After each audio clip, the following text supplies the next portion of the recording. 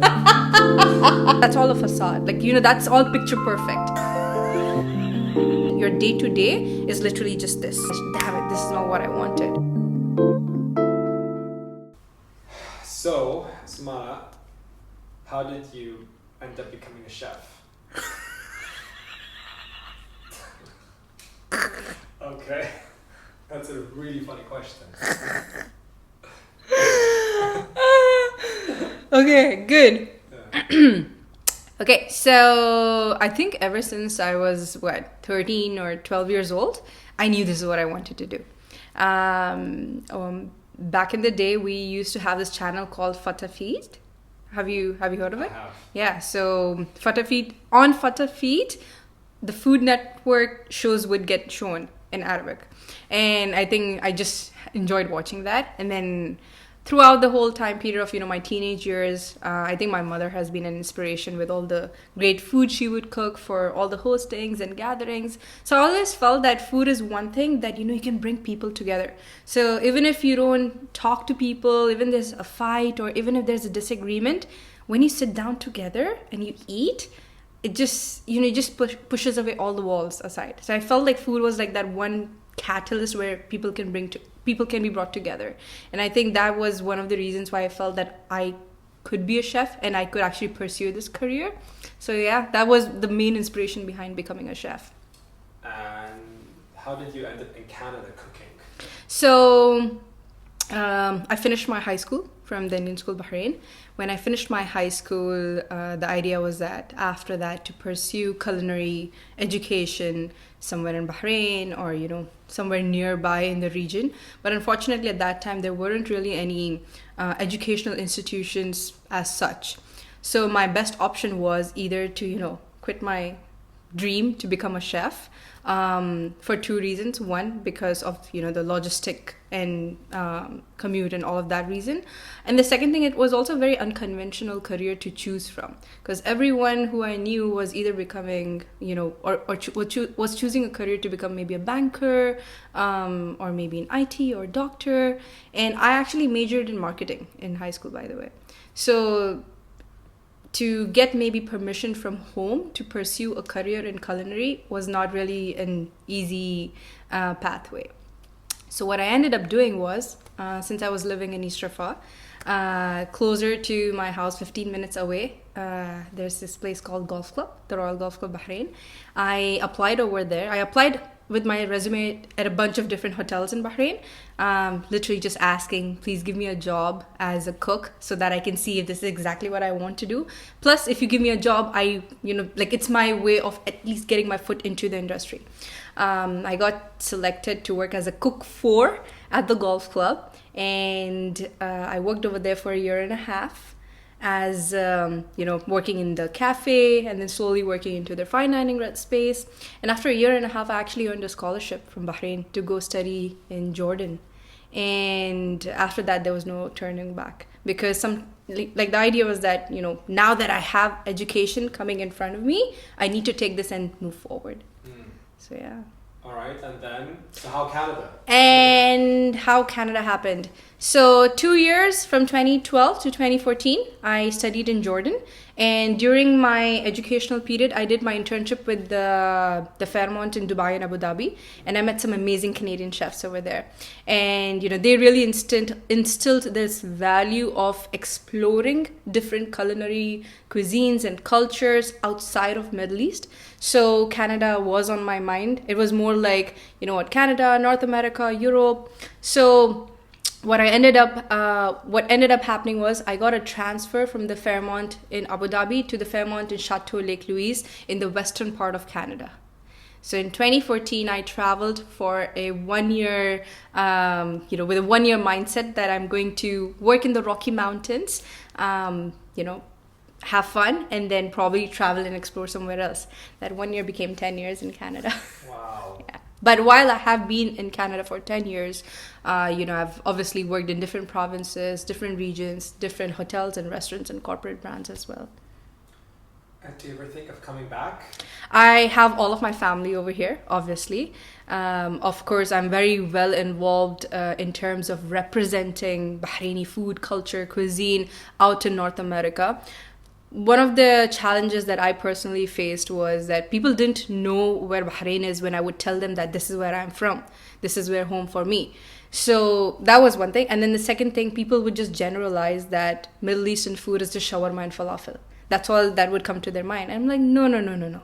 It's way much more different. And specifically, like the Khalij region is so unique because you have the influence of diaspora cultures of different origins, and you actually get to see that in the food because we use spices, we use really amazing traditional cooking techniques, slow cooking and this and that.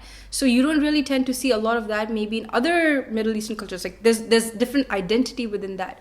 So what I started doing was in North America, through my craft, through my work, through my projects, I would advocate and I would use my content, use my work to educate people on what Khalij cuisine is, and like really showcase light on Bahraini food. And I guess it was just at the time of COVID when the documentary From the Wild got released, where I basically do this whole Middle Eastern flair to wild Canadian foods, and that was like a starting point, and then that just created a ripple effect into a stream of culinary media that now I am in. Amazing.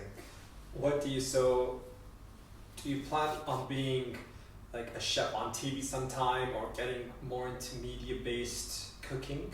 So I've done some stuff already in terms of being on media, being on TV. The idea is to, of course, be more vocal and out there, because if I want to see more Suman and if I want to see more of myself out there, and if I really want to inspire a whole lot of generation of women and people to pursue this career, I need to do a lot of legwork. That was one of the reasons why I actually put myself out there and really tried to connect different dots of networking and bringing like-minded people together, because there's only so much I myself could achieve by being in the kitchen, because when you're in the kitchen, your day-to-day is literally just this. So the idea was that no, if I really have to tell people that what, these are the challenges in the industry, but even before that challenge, let at least women pursue this career, because it is a rewarding career. It's not an easy career to start off. There's a lot of hustle, there's a lot of long hours. You are in the kitchen, you are standing 14, 15, 18 hours a day. Okay, and you're working with intense, you're working in an intense atmosphere. It's heat, it's this, it's that. So, the industry has its own fair share of challenges and puzzles to be faced into. But if you're not even being given an opportunity, how do you even start? So, yeah. What's the hardest thing about being a chef? Being consistent. I think that's where a lot of people face a challenge. There can be a lot of ways to cope so let's say, for example, addiction. Let's say because the fact that there is irregular working hours, so your sleep cycle, a lot of chefs tend to not have a work-life balance. The industry can be very brutal when it comes down to the pay as well, and that does not mean just in the part of world in North America or anywhere. It's pretty much everywhere, because when you start off in the entry-level positions, it's not monetary high value. It's when you jump up the ladder, or unless you have your own business, your own brand, then you're actually making money. But typically, if you even own your own restaurant or if you own your own brand, you at least need 2 years to break even. So you have to understand that this is a career that only if you're passionate, that grind and that hustle would make more sense. But if you're choosing this career thinking that, I'm going to make money in the first year, no, that's not going to happen. And it's also a very skill-based job. It's a very skill-based field. If you think that, okay, I'm just going to put a patty and a bun and this together, then you need to identify working in that specific area of culinary. Maybe not necessarily fine dining, or maybe not necessarily, something that's modern or, shareable. Or, like, there are different avenues around it. A lot of times people, and I've seen it myself, they think that the content that they see on social media or the stuff that they see on TV. Oh wow, it looks so beautiful to be on the show, cook and be a chef. No, there's a lot of hard work that one goes behind it. That person has probably had to put a lot of work to just even be over there. But also you have to understand that's all drama, that's all a facade. Like, that's all picture perfect. I don't know about that. Exactly, right? Like it's too good to be true in that sense. So yeah. What's your favorite dish to cook? My favorite dish to cook, like for myself or for someone else? For yourself, and then maybe a dish for others. So let me think. So I like to cook anything that's rice and chicken for myself. I don't know, I think it's very like comfort food.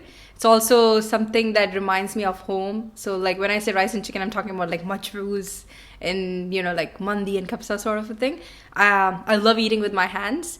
I think it's a very cultural thing. It keeps me grounded because sometimes when you're just too much around, all the finicky knife and fork and all of that. For me, when I come home or if it's my day off or if I'm having friends over, it's usually a rice and a chicken dish. Nice and simple, staple comfort food. Nice. What's the hardest thing you can cook? What's the hardest thing? What's the hardest thing? Or I have cooked. Have cooked and can cook. I would say any sort of good quality seafood can sometimes be a challenge to cook because the kind of fish maybe that I get in Bahrain or the kind of fish that I would get maybe in Dubai or in Toronto or in Vancouver, the quality of the fish could be different. So it's basically the cooking technique that has to be mastered to cook a good quality fish. But fish is something that sometimes can be very difficult to, like for example, maybe you like your shrimp chewy. I like my shrimp maybe more softer. I don't want it to be very rubbery when I'm chewing. Like everyone, people have different preferences. And even like, let's say for example, salmon, like, some people like it well done, but technically it should be eaten medium rare. So, yeah. So seafood. Seafood is hard to cook in general. In general, it's harder than chicken, beef, veg. Because like chicken, you have to cook it 100%. You shouldn't be. I mean, you're gonna get salmonella if you eat half-cooked chicken. So please don't do that. But seafood is something that a lot of people find difficult cooking. So, when you asked me, one of the challenges of being a chef is actually having a consistent diet as well. Because you're surrounded by food the whole time. And when it's time for you to eat, you're probably not eating the best food. And it's very common amongst chefs to, eat probably a lot of junk food or a lot of, on the go sort of eating. Like, you're working in the kitchen space, just eat this, eat that, eat this. And then your appetite is full. But I know for a fact for the last 2.5 years, there has been a lot of mental health awareness in our industry itself, where, there has been importance given on health.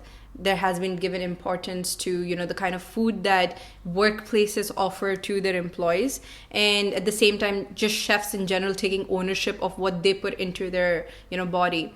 Because it doesn't make any sense that, you are creating this $200 dish with foie gras and Wagyu beef and everything else. And then, the employee is probably eating off in a deli container noodles or maybe, I don't know, fried rice. Like, it doesn't make sense. And that too, standing by the garbage and eating. And that's a common thing. I've done it. I still sometimes do it when we have like a very busy day because, you're on the go.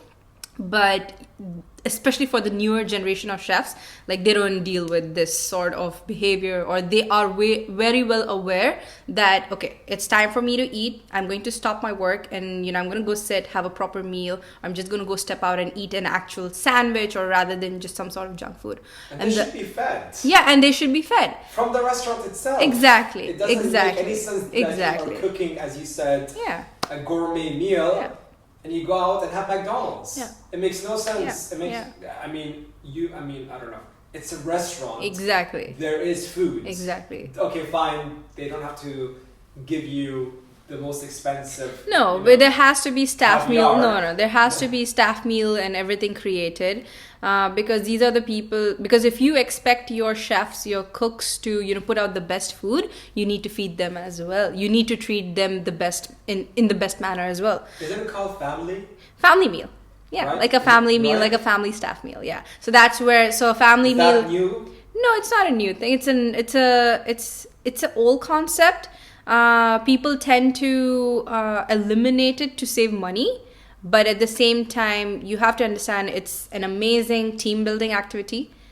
Okay, it's also cooking is something you cook from your heart. You would want to cook with love. So just imagine if you're going to enforce someone to cook on an empty stomach.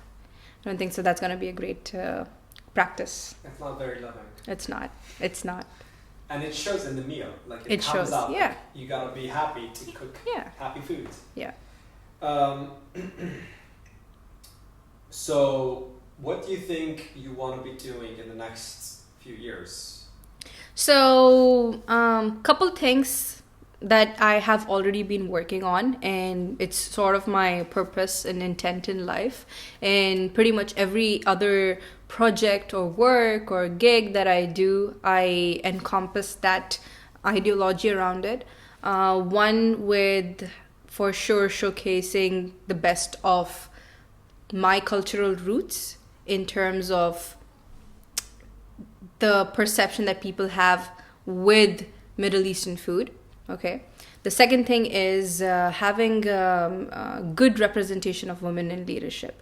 When it comes down to, let's say, for instance, a pop-up project that I'm doing, or maybe a restaurant partnership, I intentfully work with women. I intentfully look to see how through my work I can inspire other women to get up and really put themselves out there. Yeah. Beautiful. Okay, good luck with that. Yeah. What's your biggest fear?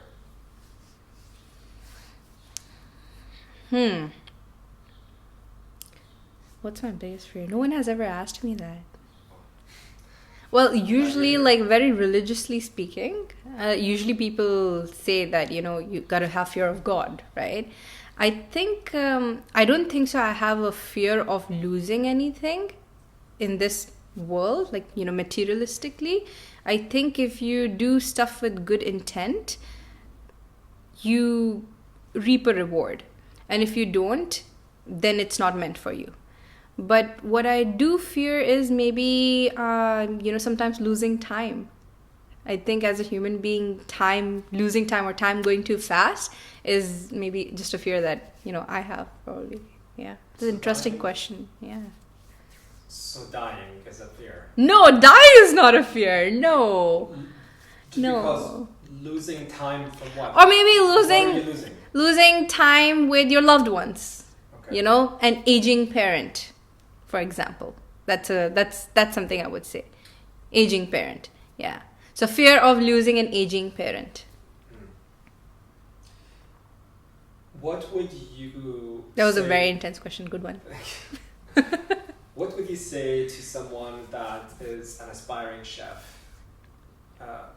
What do you think are things that you've learned along the way that you think could help someone that is up and coming? Do your homework. Do your homework. The most important thing is that, one, to prepare yourself before you enter into the field. Okay. The world obviously has evolved also in terms of, having access to information compared to maybe 10 years back or even 14 years back. But when I say do your homework, it really means, is this what I want to do long term? Is this something my body will allow me to do long term?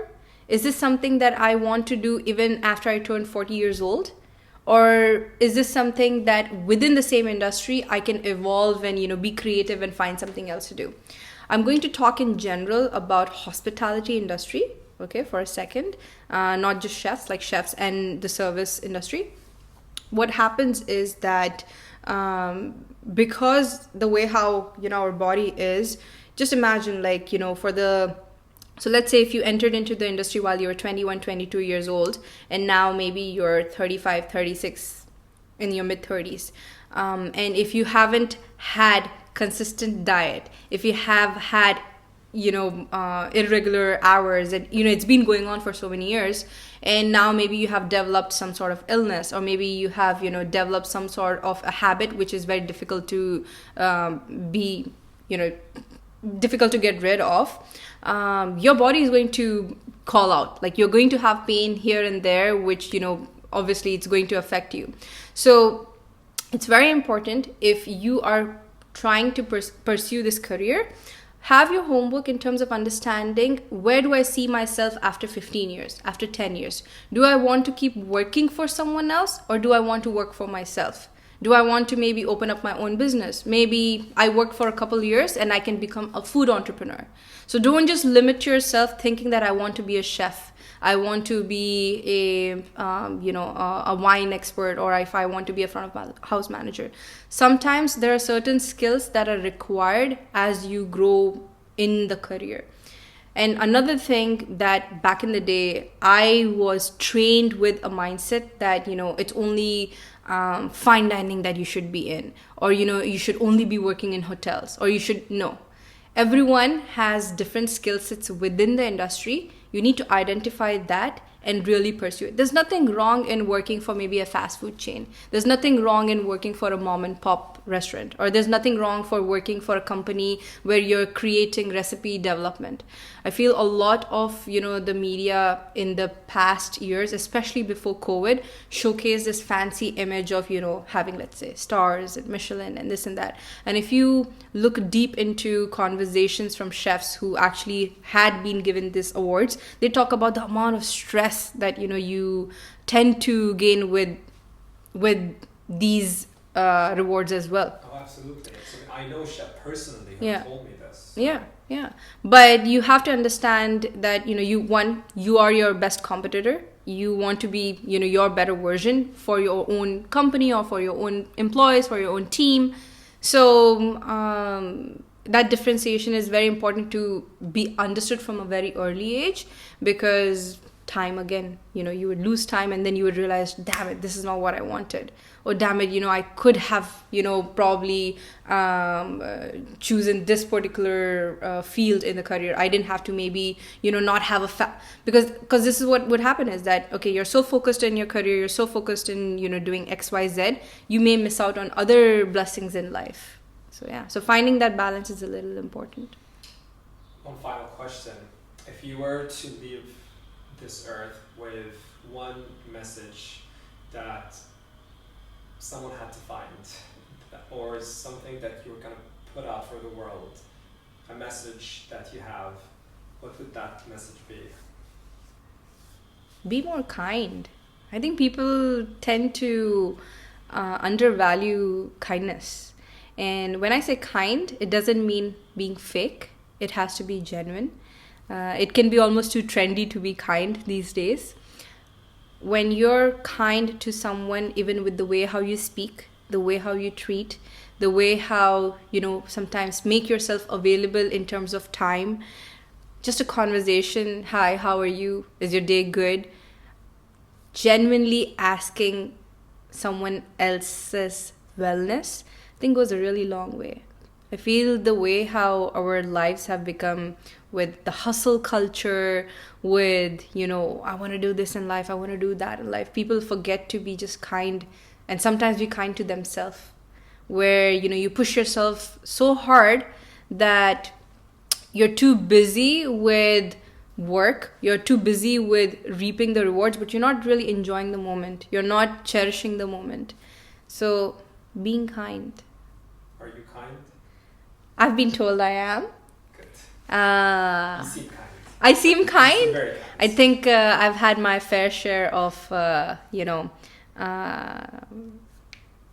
not that I won't have any more difficulties and challenges ahead in life. We're humans, and we're surrounded by humans, and there's always there's always error in judgment of character. But I think one thing that has always worked out for me is that if I have stayed kind with someone, or if I've been kind to them, at least I don't have to sleep at night thinking I did something bad for someone. I know I'll go to bed thinking I did my best. This is what it is. And, you move forward. Good job. Thank you, Suman, for being here. Is there anything else you'd like to say for the world, or to whoever's watching or hearing this? I think on a closing note, all I will say is that when like-minded people meet, good collaborations happen, and people should get out of their comfort zone and take that risk a little bit and collaborate, create. Don't overthink on things too much, and just have fun and do some good stuff. Good stuff. Good stuff. I agree. Yeah. I agree with that. Yeah. Art and collaboration is everything. I think art and collaboration is a very good language to bring people together. 100%. Yeah. I mean, this whole podcast has been built upon that, so I agree with you. No. Thank you for coming, and it was great having you. Thank you. And now I can crack up laughing. You can laugh. That was good.